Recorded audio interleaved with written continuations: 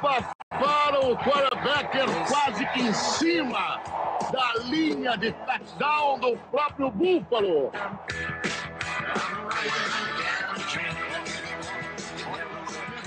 Espetacular! Gênio! Gênio! Fantástico esse mundo. Eu digo brasileiro, conhecer um pouquinho das regras. O livro de regras do futebol americano é um calhamaço assim, né? Mas pelo menos que conhecer o jeito que o pessoal faz, como é que se obtém o ponto, enfim, o mínimo, né? Vai ser uma loucura, vai ser uma loucura. Eu transmitir futebol americano no Brasil, foi um escândalo. O pessoal falou, o Luciano ficou louco. Que negócio de jarda isso, que negócio de touchdown. Nessa época, os narradores e comentaristas não tinham muito conhecimento do esporte. Não existia internet para se pesquisar, as fontes de informações eram muito escassas. Que era jogo sempre repetido, era jogo que acontecia no domingo, eles passavam só o VT numa quinta-feira depois. E brincar de videogame, que ainda na época ainda era o Nintendo, não era nem o famoso John Maiden, era John Montana Football. E aí por isso que a gente começou a brincar na rua. Depois que eu fui jogar futebol americano, na época já de transmissão ao vivo na ESPN, já com o Adler narrando. Estudei junto com um menino que era filho do cônsul dos Estados Unidos aqui no Rio, então. E eu via em fitas Betamax, na época era nem VHS, que vinham através da embaixada para a família desse meu antigo amigo, que era filho do cônsul, e a gente assistia na casa dele. Isso foi em 88. Vimos uma meia dúzia de jogos, aí, era final de campeonato e, enfim. Achei maneiro o jogo, mas não tinha a menor noção de como isso podia chegar no Brasil e tal.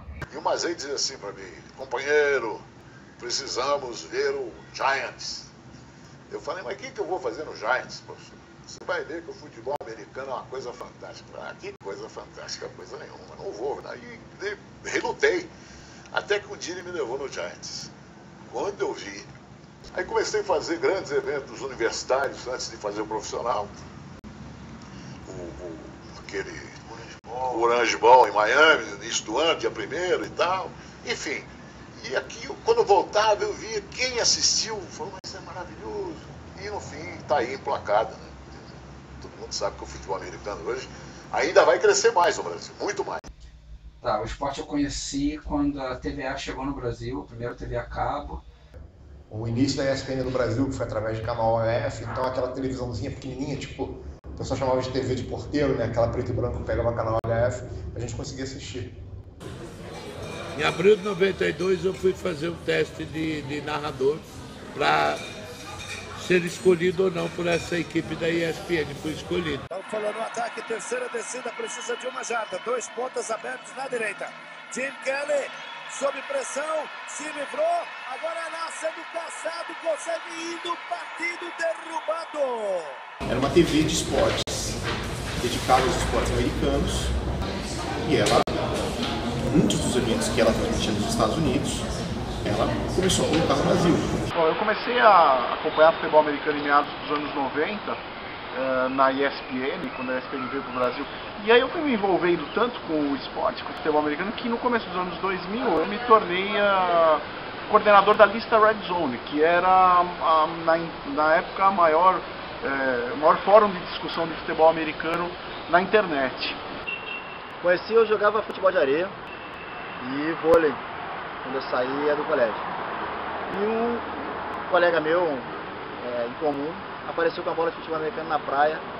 Isso foi por volta de 1987, 88, na praia de Copacabana, que é o Robert Segal. Eu sou filho de pai imigrante. Meu pai tinha estudado na Universidade de Michigan, e aí ele trouxe algumas coisas de futebol americano, ele gostava, entre elas bola e capacete.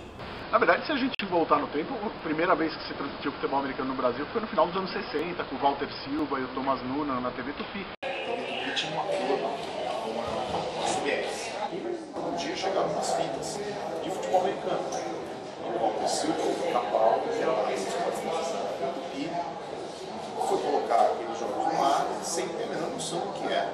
E até pediu ajuda no ar, se alguém conhecia esse jogo, por favor, entre em contato que nós estamos tentando entender, porque nós temos muito material desse tipo. Mas dentro do meu setor, apresentador, produtor de programa musical, eu acho que eu tive a sorte de me destacar mais porque eu inovei. O futebol americano é um jogo de estratégia e conquista de território. Basicamente é para simular uma guerra, que você tem que conquistar território através de ataque aéreo, ataque terrestre. Existe o improviso. Existe o improviso. Tem que ter um improviso. Porque nem sempre sai tudo como ensaiado. Ele catou a bola! Um time de 40 a 50 jogadores. O campo era todo marcado em jardas, sendo permitido 11 em campo para cada lado. Você tem 4 tentativas para ganhar 10 jardas. Passadas essas 4 tentativas, se você ganhou, você tem mais 4. Se você não conseguir em 3, aparece o chute. O pessoal vê pela televisão, que é para devolver a bola para o adversário. Tem o objetivo de conquistar as jardas até chegar no território do inimigo, que é onde é a end zone, que você faz o touchdown e ganha 6 pontos, com direito ao chute extra de mais um ponto. E no caso, quando você está na defesa, também defender seu território. As primeiras referências que eu me lembro de futebol americano jogado no Brasil são do Carioca Bowl. Era o pessoal jogando futebol americano de uma maneira adaptada nas areias, principalmente de Copacabana. O pioneiro campeonato do Rio de Janeiro do futebol americano de praia. Quem traz as novidades para a gente é o André José Adler. Vamos ver. A minha primeira vez jogando futebol americano foi em 1989, com essa galera da escola, e um dos meninos tinha uma bola, no caso, o Thomas, e a gente começou a brincar, a gente brincava de jogar futebol americano ali na frente do antigo barril 1800 em Ipanema. 1977, o Robson eu já conhecia, porque eu vivia na Praça do Lido, na praia em Copacabana, onde eu era amigo em comum. Através dali me apresentou o esporte de futebol americano, a gente começou a brincar nos intervalos de jogo de praia, jogo de areia, do vôlei. A gente começou a aprender mais sobre o esporte. E no começo era jogar bola um para o outro, passar a bola um para o outro. O Glenn conseguiu uma bola emprestada com um amigo e nós jogávamos com ela. E aí eram 6 pessoas, 8 pessoas, 10 pessoas, 12 pessoas e o número foi crescendo. O que era uma brincadeirinha de fim de semana, a gente começamos a jogar uma pelada organizada. A gente dividia 2 times e jogava as partidas sábado ou domingo à tarde. A partir do momento que a gente começou a brincar com a bola em Copacabana, outros começaram a ingressar para treinar conosco, ou brincar com a gente naquele jogo de futebol, aquele jogo com a bola diferente. Como a gente tinha uma constância do esporte, a gente já jogava todo fim de semana, futebol americano, a gente decidiu montar um clube. Então vou montar um clube, e aí clube mesmo, organizado, a gente tinha o nome das pessoas, tinha o telefone das pessoas, tinha o endereço, e a gente agendava os jogos nos fins de semana, no sábado à tarde, no domingo à tarde. Nós tínhamos já 19, 20 pessoas, surgiu a ideia do Rio Guardians, Guardiões do Rio. Isso foi em 1992. A gente acabou fazendo amizade, conhecendo, e o Guardians era uma irmandade, né? Era quase que uma seita nossa. Continuamos treinando, apresentamos o futebol americano para o Roger Paixão, que ajudamos ele a montar uma equipe. Ele montou uma equipe chamada Mamute, essa foi a segunda equipe do Rio de Janeiro a ser montada, e começamos a fazer jogos amistosos. E aí eu aproveitei um campo que a gente tinha lá na UERJ. Meu irmão começou a ver futebol americano por minha causa, aí o meu melhor amigo começou a ver futebol americano por minha causa, e quando a gente viu, a gente já era um grupinho de 7 pessoas. Quando a gente chamou amigos dos amigos, a gente tinha 12 pessoas, e a gente formou o time. E no início era só dos times, né? Então, tipo, a gente jogava 2 vezes no ano, né? Era um jogo lá e um jogo aqui. Um jogo em Copacabana e um jogo Barra da Tijuca, às vezes, quando a gente conseguia jogar na Barra. Foi assim o início. À medida que saía alguém, ia morar em outro local, diferente de Copacabana, a gente ia ajudando a montar. Depois surgiu a equipe na Tijuca, que era o Tijuca Nighthawks. Surgiu a equipe no Leme, com a garotada, que era o Leme Rolls. E à medida que foi crescendo, em 2000 nós mostramos o primeiro campeonato carioca de futebol americano. O André José Adler, ele narrava os jogos nos Estados Unidos, ele morava nos Estados Unidos, em Bristol, no estado do Connecticut. E a Red Zone era um canal no Brasil que fazia a ponte entre aquilo que ele transmitia os jogos e as discussões que se faziam. Inclusive ele comentava sobre a Red Zone e as discussões no ar. Ha már annyi beszélek, hát Brazíliában van egy csapat, ami Warriors, a Niterói Warriors. És a Rio homokban játsznak, ahol most voltak Carioca Bowl Jules. E aí a gente funda meio que extraoficialmente a Liga Carioca de Futebol Americano. A gente tem aí a TVE, a Rede Bandeirantes, a MTV, né, que fez uma cobertura, o Jornal dos Esportes, Jornal do Brasil, Jornal Globo. Então a gente fecha uma tabela em janeiro, o que ia ser um campeonato com 4 times. Tem mais um time chamado Real No Limits, que é da Barra da Tijuca. A proposta era todos os times contra todos os times. A partida foi realizada no campo chamado Siqueirão. O Robert fundou a antiga FAB em 2001. Mas eram mais ou menos 7 times e a galera se juntou para fazer uma associação mesmo. Foi muito legal. Foi um momento que eu pude ajudar muito, assim, e ficou um negócio que ficou documentado. E aí a FAB acho que foi uma solução do tipo assim, vamos centralizar isso aqui no Rio de Janeiro e conforme os times forem sendo montados, vão se filiando e a gente vai criando regras específicas para areia e tudo mais. A ideia era muito boa. Depois da minha gestão, a gente transformou em Confederação Brasileira. É claro que tem um fator aí também que ajuda muito na empolgação do pessoal, que é a transmissão dos jogos pela TV Bandeirantes. E isso, em alguma medida, foi instigando a gente a praticar o esporte. Se não tivesse, acredito eu que ia demorar mais um pouquinho. Mas eu acho que o pulo não seria tão rápido. Eu acho que talvez os meus netos ou os meus bisnetos estariam vivendo a fase que a gente vive hoje em dia. Eu acho que demoraria muito mais a pegar. Óbvio, a gente sabe que tudo é business. Então, se hoje em dia a ESPN transmite por semana pelo menos 5 partidas, é porque há um retorno. Há um retorno de mídia, há um retorno de audiência. O futebol americano no Brasil está muito novo, não tem qualidade técnica ainda muito grande para você arriscar uma transmissão ao vivo. NFL já é outra coisa, né? NFL é um campeonato mais visto no planeta Terra. Ganha até de final de Copa do Mundo, audiência. No Brasil, infelizmente, a gente ainda não tem a visão do nosso futebol americano como um esporte de negócio, como é nos Estados Unidos.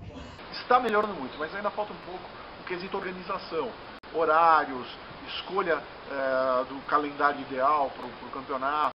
Eu vou dar um exemplo, por exemplo, tem muito jogo de futebol americano no Brasil hoje em dia, jogos importantes acontecendo domingo à tarde. Então é muito complicado você concorrer com o futebol e com a NFL.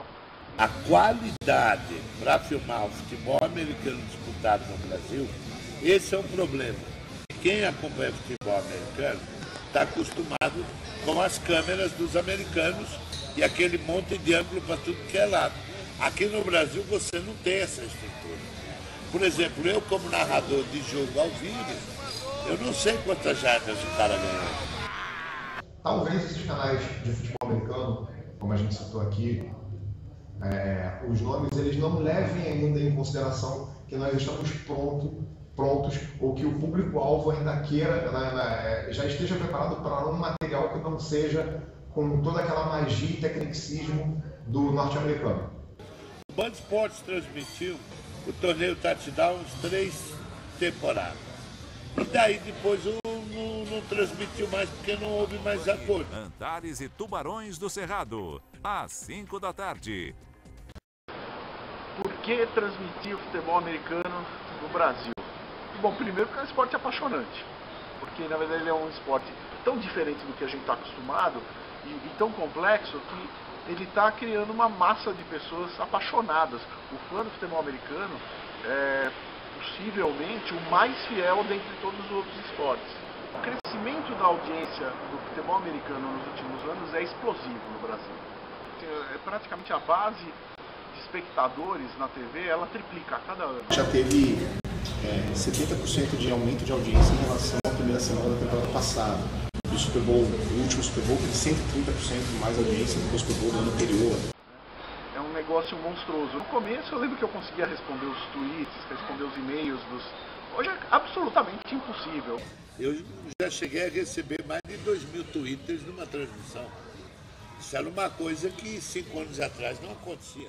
A hashtag pela NFL ficou em primeiro lugar no Brasil, foi entre as 5 primeiras do mundo. E eu recebi mais de 3 mil mentions no Twitter só no dia de abertura da temporada. O potencial do futebol americano no Brasil enquanto esporte para ser assistido e para ser praticado é enorme, e esse potencial está sendo explorado, está realmente aí havendo uma explosão tanto do público que assiste quanto das pessoas que jogam. A semente está plantada. O palco da Copa do Mundo abriu as portas para o futebol americano. Foi um sonho, né? Desde que começou a construção para a Copa do Mundo, a gente já falava isso.